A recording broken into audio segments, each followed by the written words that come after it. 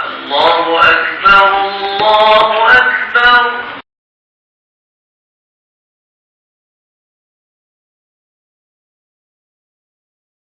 رب اشرح لي صدري ويسر لي أمري واحلل عقدة من لساني يفقهوا قولي. سبحانك لا علم لنا إلا ما علمتنا إنك أنت العليم الحكيم ولا حول ولا قوة إلا بالله.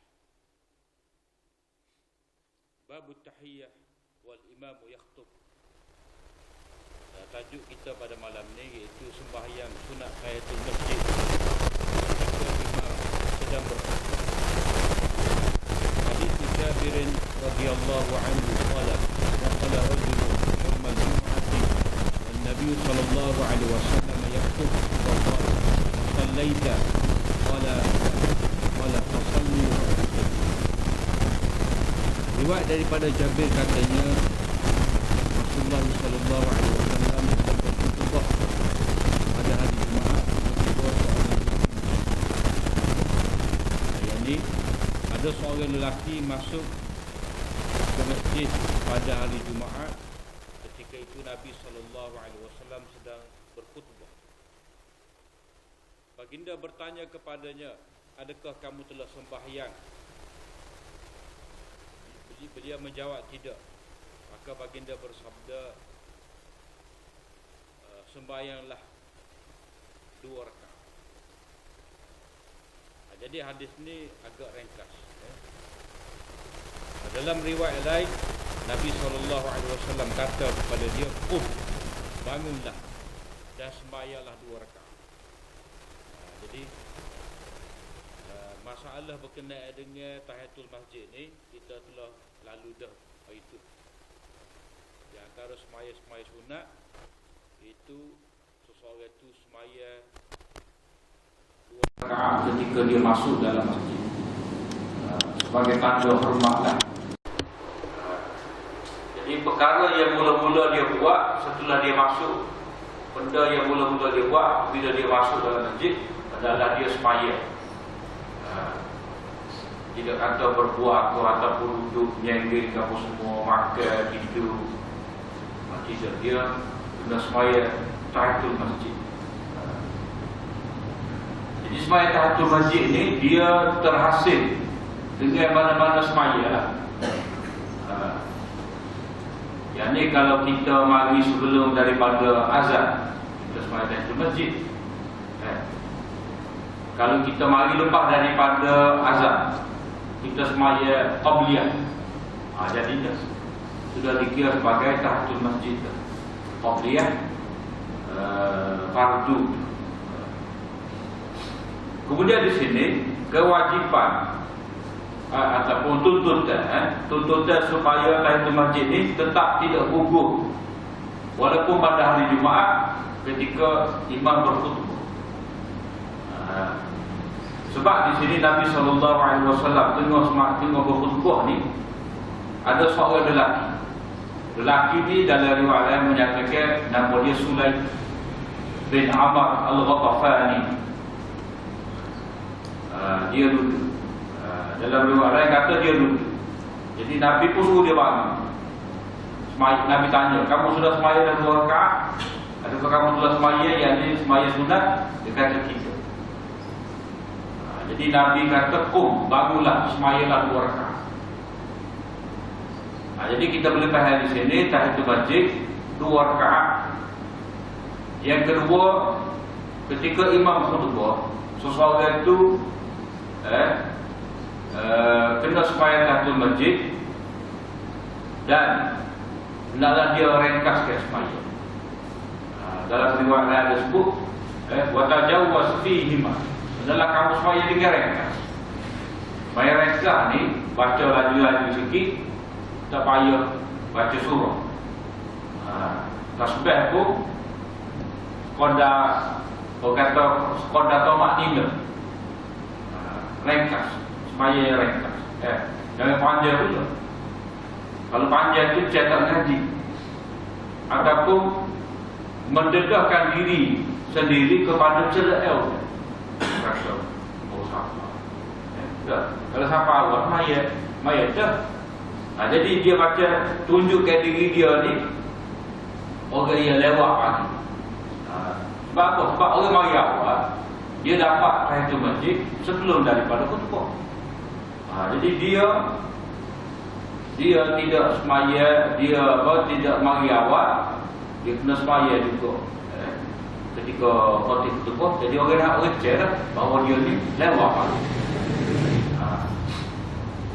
Kemudian orang tu duduk, dia duduk. Kemudian Nabi suruh bangun.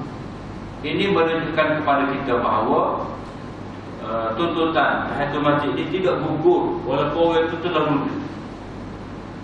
Tapi janganlah menjaga lama buat tu kawan nak main tahiyatul masjid tak payah. Tu lah cerita lain dah. Itu bagi cuan. Orang ni dia mari dia duduk. Dia mari dia duduk, Nabi suruh bangun. Jadi kita boleh anggap bahawa orang duduk dia ni sementara. Yang kedua dalam keadaan dia lupa ataupun dia jahil. Tapi kalau dia tahu tu kena sampai kata masjid, dia duduk buat betul buat ni, akhir dia baru nak semaya dan masjid. Itu tidak munasabah. Walaupun tuntutan itu tetap ada, tapi tidak jadi apa makruh lah.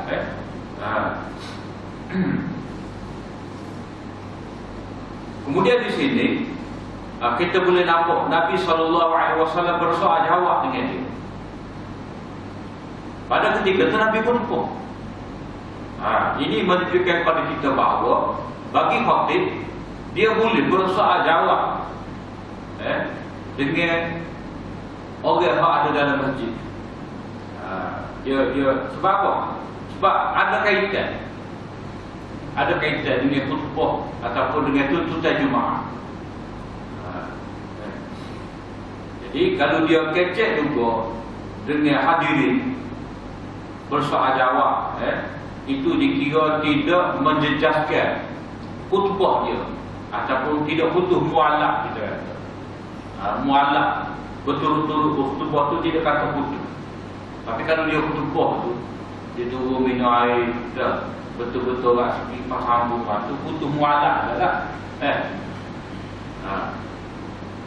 Jadi mualaf khutbah itu tetap tidak putus, tetap berterusan. Malah itu juga dikira sebagai khutbah juga, sebab nasihat.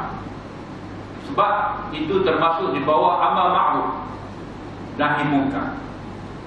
Jadi kalau dia katalah tengok dia khutbah tu ada makmum dia, dia main telefon lah sampai tu, ataupun tengah ambil gambar dia tengah khutbah, dia boleh tak? Sebab apa? Sebab apa dia kecek dia hadirin tu ahli Jumaat. Adapun dia sendiri sebagai khatib, dia boleh nak tegur. Kalau dia kata, tidak saya lagu. Ahli dia tu, ahli khatib, ahli imam ni tidak dikira sebagai lawa kalau dia ada tegur mana-mana Jumaat. Dia tegur tak sekali. Pergi. Maju kan. Bakal jadi start. Ada dia kata. Tak kali pun. Ini pakai cari. Terus ada. Tak lah. Jadi tegur tu tegur dengan hikmah lah. Jadi mualaf dalam bab khutbah tidak terputus, malah itu dikira sebagai khutbah juga.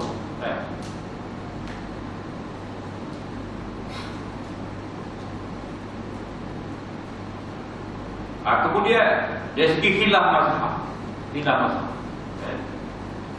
Hadis ini menjadi pegangan majoriti kebanyakan ulama yang mengatakan bahawa walaupun imam sedang berkhutbah, tuntutan dan masjid tetap ada. Tetapi kalau mengikut mazhab Imam Abu Hanifah, dia orang sependapat dengan dia kata tak ada. Sebab apa? Sebab tahiyatul masjid itu zikrullah. Dan khutbah pun zikrullah. Fas'au ila zikrillah tu segera mengingati Allah, khutbah tu mengingati Allah. Dan tahiyatul masjid zikrullah. Jadi bila bertemu dua tu, maka hendaklah seseorang itu duduk selama. Itu masalah. Tetapi ahli majoriti ulama dia tolak. Dia kata ni jelas Nabi SAW diri suruh semaya. Jadi khutbah tu walaupun zikrullah, tetapi semaya tu lebih ditekan di sini. Sebab bila kata zikrullah itu khutbah juga, khutbah tu zikrullah juga, itu tidak menafikan semaya sunat tahiyatul masjid. Tetap kena buat juga.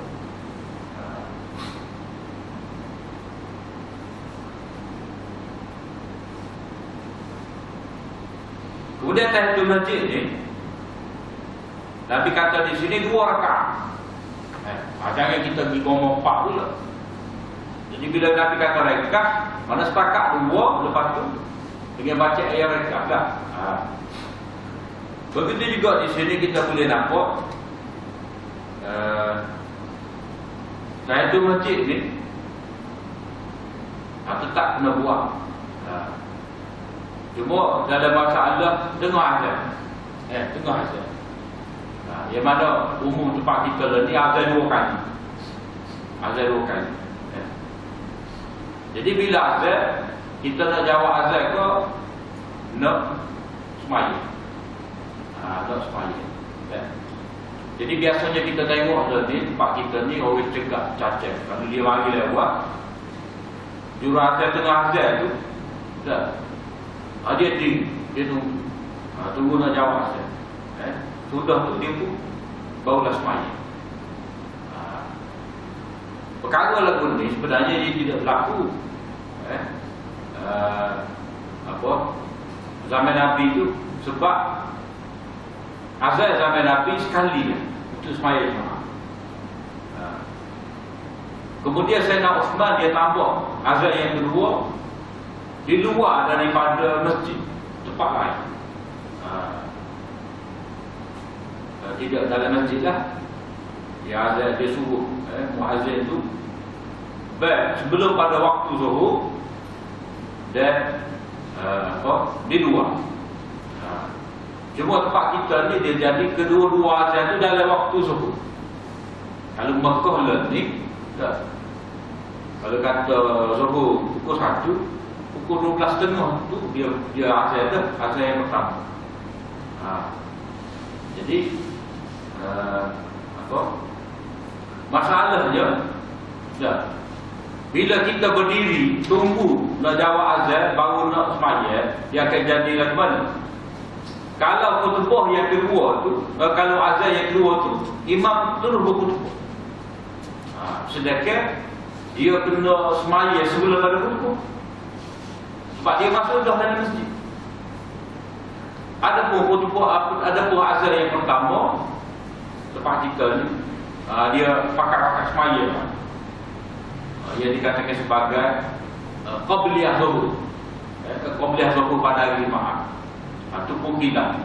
Ada yang kata ada kata tak ada. Tapi majoriti ulama kata ada lah, sebab kias kepada qabliyah zuhur ada, maka qabliyah Jumaat ada. Kalau ada ruang itulah. Jadi sekarang ni kalau seorang itu berdiri nak jawab azan dan baru semaya tahiyatul masjid, untuk azan yang pertama ada munasabah lah. Tapi untuk azan yang kedua dia boleh semaya selalu tengah azan. Sebab lepas ni dia nak dengar khutbah. Jadi kalau dia tunggu nak jawab azan, lepas tu dia lambat semaya tahiyatul masjid, lepas tu dia kena tunggu pula dia barulah dia dapat dengar khutbah, maka banyak pula yang dia rugi. Puncanya apa? Mari lewat ya. Kalau mari awal tak ada masalah.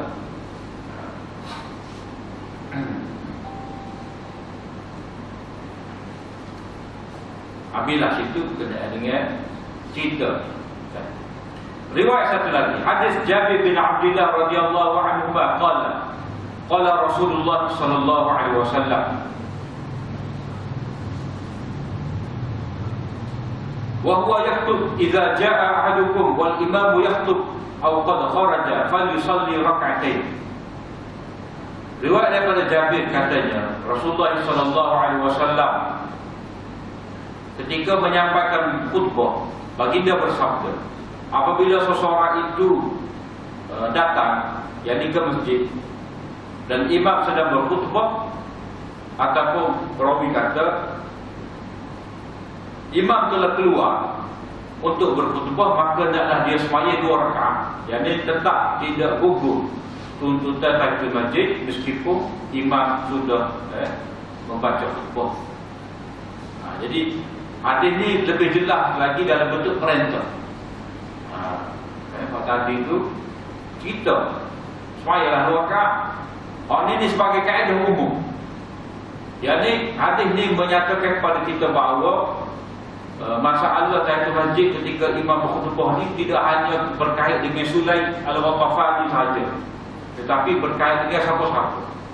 Siapa-siapa mari lewat, imam sedang berkhutbah, maka tetap dia kena sembahyang tahiyatul masjid. Kemudian hadis berikut, bab ma yuqra'u yaumal jumu'ah. Apa yang dibaca pada hari Jumaat, yakni pada waktu subuh.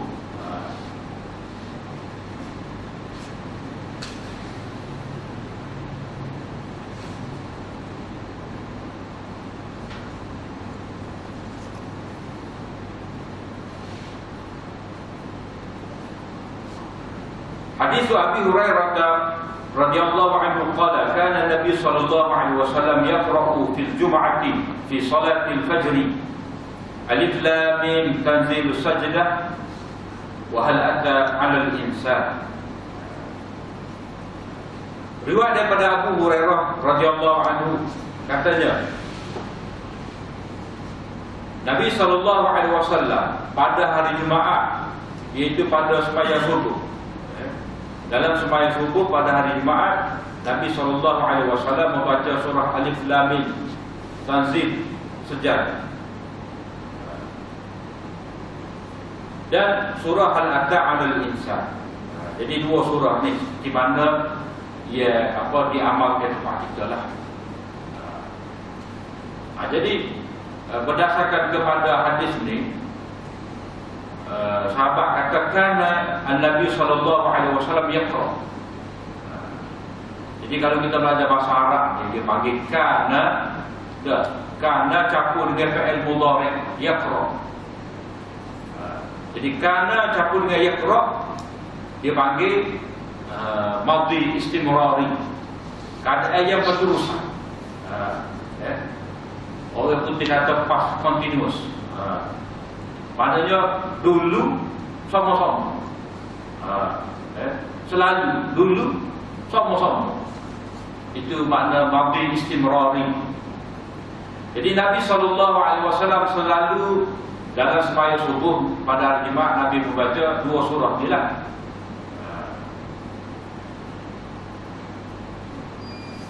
Jadi 2 surah ni, oleh kerana Nabi SAW baca semua, maka dikira sebagai sunnah lah. Dia dituntut. Dia baca surah ni dengan lengkap lah, tidak akan ambil setengah ataupun ada setengah tempat tu ada dia ambil tengah-tengah. Walau tara izil mujrimun nakisurusin inda rabbih, sebab dia tak bersujud. Dia tak bersujud. Jadi rakaat pertama dia ambil sini. Lepas tu lepas daripada dia bangun pada sujud tu, baca 2 ayat, dia rokok rakaat kedua. Tak ada baca, tak ada siapa apa makana mukmin dan kama kana fasik. Habis 2 rakaat. Tu tak faham. Tak tepat betul. Jadi surah Sajdah selalu dibaca oleh Nabi SAW, dibaca daripada awal sampai akhir hingga lengkap. Tapi kalau tepat tu orang-orang yang baru lah, orang rodoknya yang apa semua dah, kita baca sikit lah kok, baca peringkat awal lah kita kata. Minggu ni baca pipi, minggu depan baca separuh, minggu depan baca lengkap. Di samping kita memberi galak jarak, sebab kita subuh Jumaat ni kita macam-macam.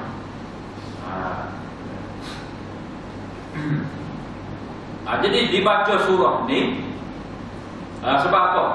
Sebab sesuai dengan kandungnya dia. Sebab sesuai dengan kandungnya dia. Baca pada pagi Jumaat. Kandungnya surah ni apa? Sepatutnya surah ni di antara surah yang kita pelajari di masjid lah, supaya kita faham maksud dia. Supaya kita tahu apa kita baca surah ni, ni makna dia pun.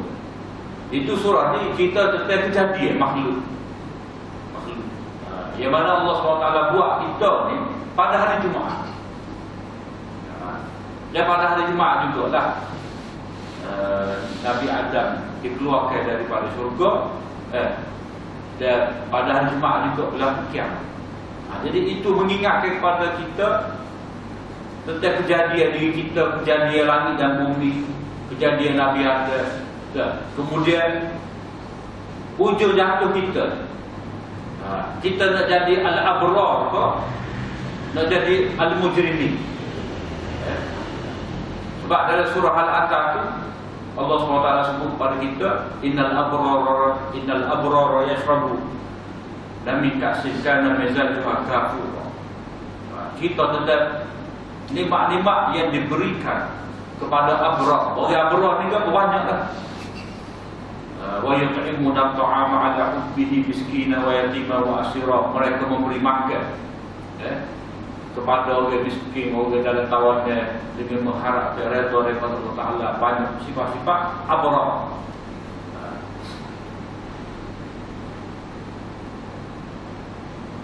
Jadi bila dibaca surah ni, maka mengingatkan kepada kita tentang maksud kita hidup atas dunia ni,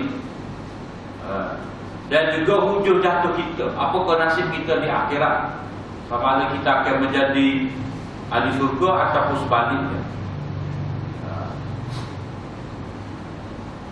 Jadi oleh kerana baca surah ni dalam semaya subuh ni adalah satu sunnah yang sabit, maka para imam taklah jaga lah.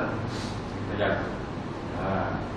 Cuma ada juga setengah daripada pendapat ulama dia kata jaga-jaga kena tinggal.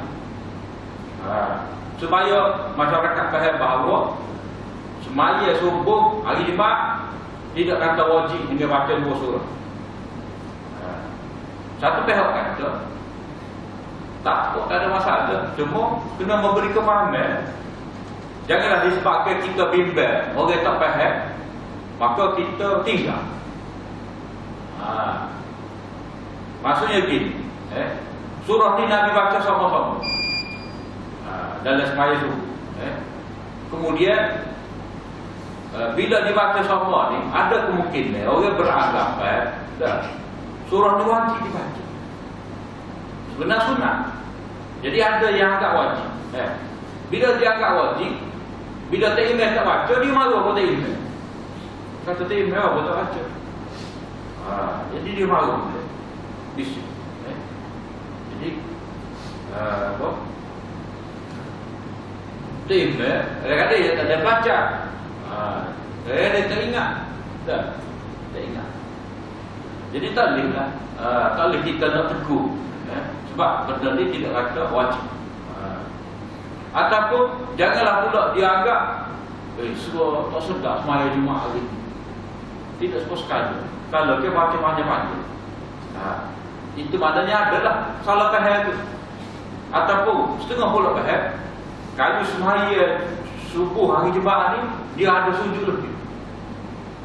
Istimewa dia sujud lebih. Jadi dia beranggapan semaya subuh hari Jumaat dia kena ada sujud lebih. Baru 10. Itu salah faham. Sebab apa? Sujud dalam surah Sajadah tu, itu adalah kerana kita baca. Bukan kerana subuh Jumaat kena sujud. Subuh hari Jumaat bila baca surah Sajadah, maka kita sujud. Sujud tu adakah kerana subuh tu subuh hari Jumaat ataupun kerana baca surah? Maka jawapannya kerana baca surah. Ramai orang setengah orang kita dulu lah, dia ni tak tahu. Dia ni pun mungkin boleh ada juga. Dia faham istimewa subuh hari Jumaat tu sebab ada sujud. Sedangkan sujud tu ada baca surah. Bila salah faham, maka dia tukar surah. Dia cari surah ada sujud, dia pun baca surah. Contohnya Iqra. Iqra, dia baca subuh hari Jumaat. Wasjud waqtarib, dia pun sujud. Naik tu baca surah apa? Inna anzalna fi lailatul qadr. Baca. Itu salah faham. Benda ni ada berlaku. Kita budak-budak dulu ada semaya satu tempat tu. Kau lupa tu silap. Yang dia baca Iqra. Dia baca Iqra. Jadi salah faham berlaku sebab dia anggap subuh hari Jumaat mesti ada sujud tilawah. Jadi hak asalnya sujud tu kena baca surah sejadah, bukan baca mana-mana ayat ataupun baca mana-mana surah hak ada sejadah maka dibaca pada hari subuh. Tidak. Salah kan? Jadi orang tu jadi nak tuju kepada sujud. Jadi bila nak tuju pada sujud tu kadang-kadang dia boleh jadi kita menambah rukuk. Menambah rukuk. Ya itu. Jadi kita nak beramal dalam keadaan faham jelas apa maksudnya. Sebab itulah tu mau diambil tu bahagian hak tu sujud dia ambil. Kuliah tawafak dia ambil situ. Ataupun dia orang malas juga walau taruh. Itu tak kena. Dia kena hak awal daripada awal. Jadi sujud tu adalah kerana baca ayat, bukan kerana hari Jumaat. Ada setengah, ada satu masjid pernah berlaku. Imam dia ada apa dia imam ni? Tak mari berlaku hari kombi, tak mari berlaku. Bila tak mari berlaku ni seorang makmum tu naiklah dari imam. Dia kan mata aku boleh jadi imam dah. Dia pun baca surah jatuh pagi kombi. Pagi kombi. Baca. Sudah mati ada orang itu malu. Apa dia baca surah jatuh pada reform ni tak sah. Dia kena baca lima. Tu. Salah kan? Tak baca juga pun. Dah. Cuma Nabi baca tu Ismail kan.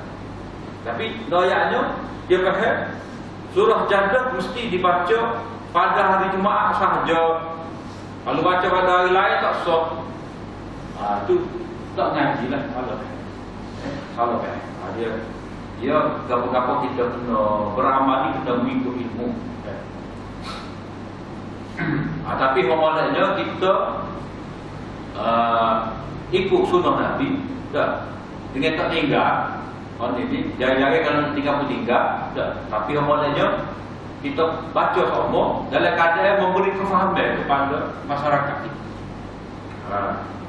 Sebab ada juga setengah tempat tu pakai tak baca langsung. Tak benar itu.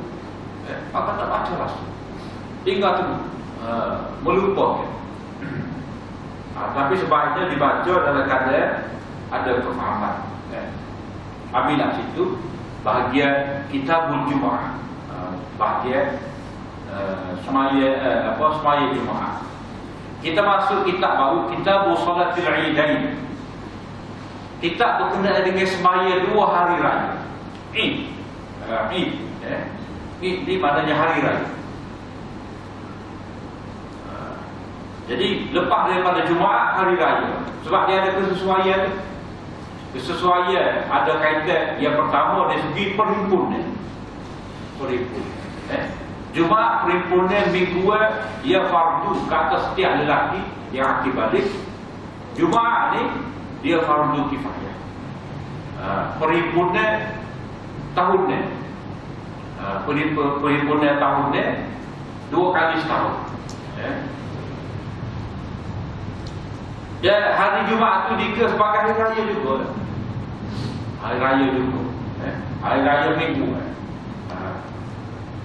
Kemudian persamaan juga dari segi ada khutbah,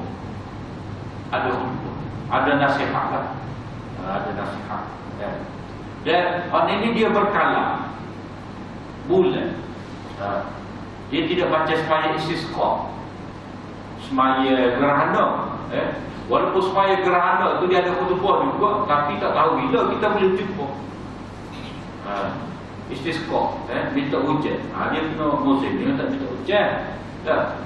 Ada semaya istisqa tu. Kadang-kadang kita tak ada semaya istisqa tu sebab apa? Sebab kemarau tu tidaklah kata lama sangat. Jadi semaya hari raya. Jadi hari raya ni dalam bahasa Arab dipanggil Eid. Eid. Eid ni daripada perkataan ada yaudu, auda. Maknanya kembali ataupun bulan. Maknanya kalau kata hari raya ni, tahun lepas kita raya tu, tahun kita raya pun. Mana berulang. Ataupun akan kita. Jadi kalau kita raya tahun ni, maka kita berharap akan dapat raya tu tahun depan. Jadi kita sentiasa ada tafaul, optimis supaya kita panjang dan jumpa raya sekali lagi, ataupun dan jumpa dengan puasa sekali lagi, dan dengan lebat sekali lagi. Jadi perkataan mari pun, jadi perkataan hari raya ni dia digunakan untuk menunjukkan kepada raya ni, maknanya bulan mari pun. Jadi benda mai pula ni kita sukalah. Macam juga hujan. Allah Ta'ala kata was-sama idzatir rajul. Dan demi hujan yang mempunyai dan langit, was-sama idzatir rajul. Demi langit yang mempunyai hujan. Jadi perkataan hujan tu di situ Allah Ta'ala guna kalimah ar-rajul. Rajul ni maknanya kembali. Maknanya kita harap kalau hujan ini hujan pula kan. Mana bulan. Jadi sesuatu yang bulan ni kita mengharapkan. Kita berharap supaya dapat gembira, dapat bertemu adik keluarga, dapat berhimpun. Itu Eid dipanggil. Begitu juga setengah ahli bahasa kata Eid ni maknanya setiap perhimpunan dikatakan sebagai Eid raya. Berhimpun ramai-ramai tu raya. Sebab bekwah lah. Kadang-kadang bekwah yang raya kan, orang mahu dia ada bekwah ke apa, macam raya. Itu Eid. Hari raya ni dalam agama kita, dia dikaitkan dengan ibadat. Dia dikaitkan dengan ibadat dan tidak dikaitkan dengan benda-benda lain. Bila begitu, hari raya dalam Islam ini hanya dua. Hari raya puasa, hari raya haji. Kalau nak tambah, hari Jumaat. Ada pun hari gapo, awal Muharram, Maulidun Nabi, hari Nabi Gani, hari Isra Mi'raj. Dia bukan hari raya. Dia hanya sekadar hari peringatan. Kalau kita nak buat majlis syarah sesuai, sebab dia sekadar memperingati gapo berlaku pada hari. Jadi kalau kita nak putih ingat gapo, kena buat gapo? Peperangan Badar. Nuzul Quran. Tapi orang kita itu tukar. Hari Nuzul Quran itu hari Badar. Jadi Nuzul Quran itu Badar. Dia semangat jihad terang. Kalau kira lagi boleh tahan sambung, hari Fatah berkau. Benda-benda yang penting dalam sejarah. Hari Hajatul Wadah boleh tahan sambung. Jadi oleh kerana banyak sangat, maka Nabi SAW letakkan dua sahaja. Itu hari puasa, hari haji, yang mana dua-dua hari raya ini dikaitkan dengan ibadah. Dikaitkan dengan ibadah. Kalau kata raya puasa, dia kena puasa dulu, bayar zakat dulu. baru ada semaya hari raya. Kalau kata raya haji, dia kena semaya dulu baru boleh sembelih. Itu dia punya sifat dia, keadaan dia. Hari maulud kita tak boleh bawa hari nak semaya maulud. Berarti kita sama. Walaupun memang lah kelahiran Nabi ini satu anugerah yang besar kepada umat ni, tapi oleh kerana Nabi sendiri tidak merayakan hari dia dilahirkan, maka tak perlu. Sebab apa?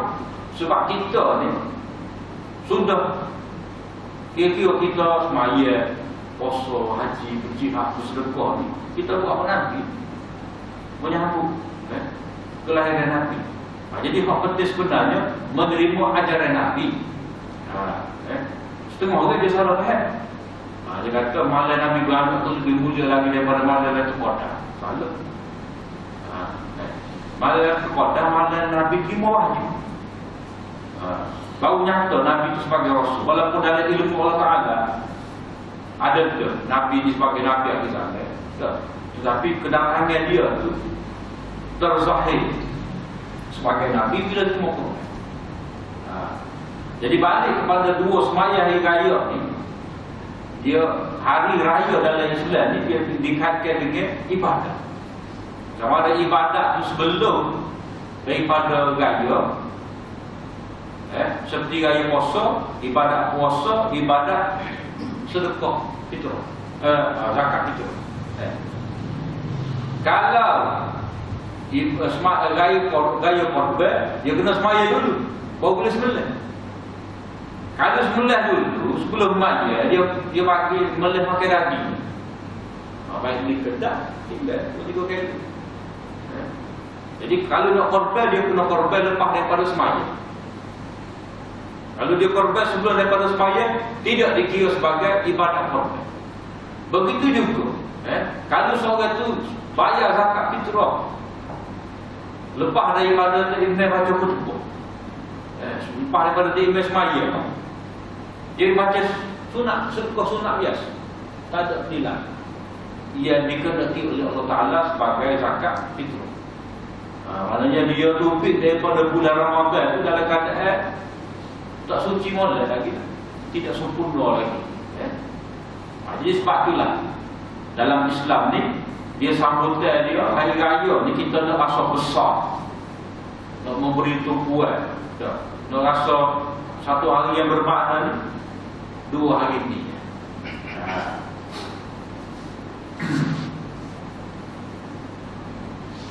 Orang dulu dia kata sama, hari raya dalam Islam ni bukanlah hari kita pakai baju baru. Laisa al-'id liman labisa al-jadid. Hari raya ni bukanlah hari pakai baju baru kita. Hari raya ni liman huwa ta'atuhu tazid. Hari raya ni adalah hari orang yang ibadat dan ketaatan mereka tu bertambah. Hari raya ni Fatuhu farulahul dhunub, diampunkan untuknya dosa-dosa. Bukan hari sesuatu at-tajammul bil libas warukub, bukan hari kita nak bergaya dengan baju, dengan pakaian, dengan kenderaan. Tapi kata jadi falsafah hikmah tujuan hari raya dalam Islam ni, iaitu ada peningkatan. Kita kata kita bagi 5 bulan puasa, pakai sungguh-sungguh puasa, tilawah, tadarus, qiyam, i'tikaf pula tu. Padahal kita nak sambut hari raya tu baik.